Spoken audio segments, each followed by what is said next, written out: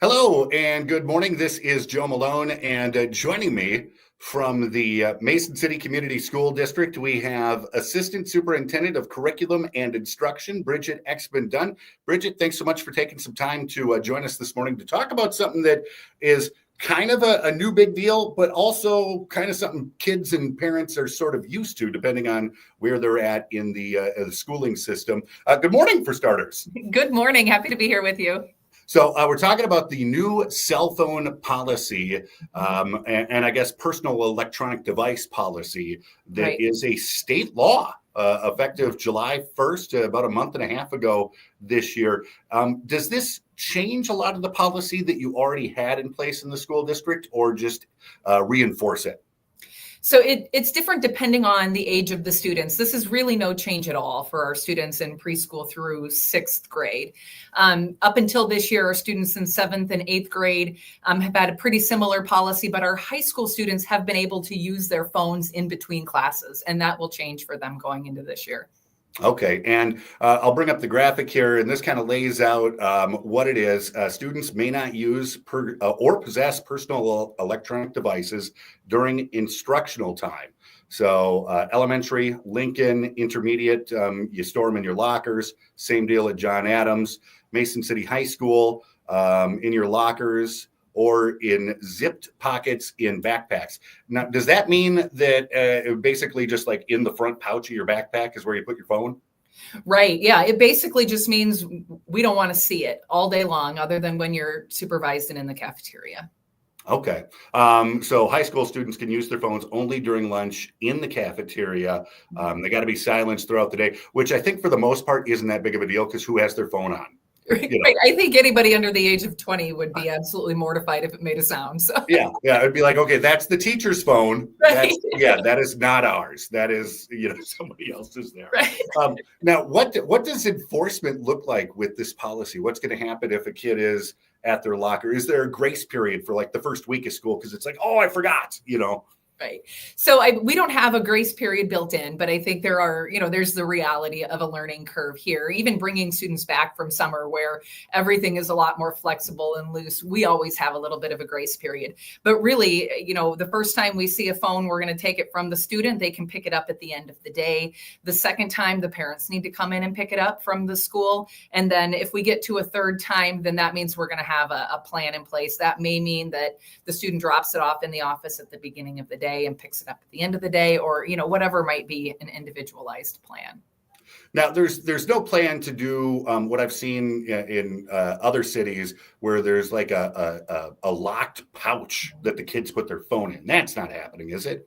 It's not. We did consider it. It's appealing in some ways because we'll still have some issues. Students are still going to try to, sneak their phones, and we'll deal with that. But it's cost prohibitive. It's pretty expensive unless you've got somebody paying for it. Okay. Now, what sort of response have you gotten since this was we've known about it before it officially became law. Like it was talked about, and then now it is law, and here we are a week away from being put into practice. What have you heard from parents? I'm guessing you haven't heard from students yet, but in like 8 days you will. Yeah. Well, we even had the opportunity to talk to students at the end of last year because we knew this was likely to happen. Overall, I would say that the reaction has been positive, even among students. I think students recognize the pull, the almost kind of addictive relationship they have with their phones. And so many of our students even feel like this gives them the permission to not be on their phone at school or to not be available. Parents have largely been really supportive. I think the sort of public opinion on this is really positive, but enforcement, will be tricky in some ways.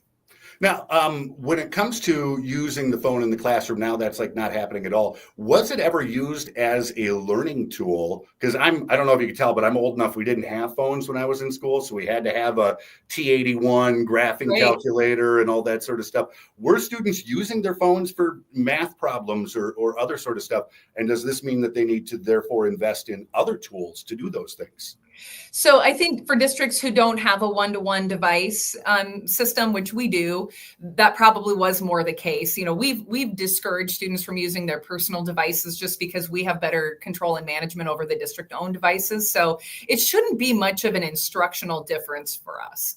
Okay. You're talking like the laptops and whatnot. Right, right. I Okay. do think we'll have to have some discussion about how we make like ChatGPT and other AI tools available, because I do think some students are using it under the direction of teachers that way too. Okay, I was just kind of curious because not to tell tales out of school, but we found ways to play games on our graphing calculators. Like it was a thing too. Yes. So Yeah, I remember.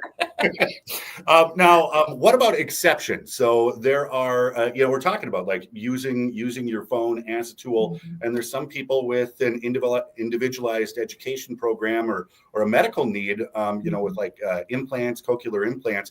How does the phone policy work for them? Because you don't want to take away from their experience. No. Yeah, the two that I can think of, that are kind of medical exemptions might be students who have diabetes and they're monitoring their blood sugar using an app on their phone or something like that, or like you said, a cochlear implant.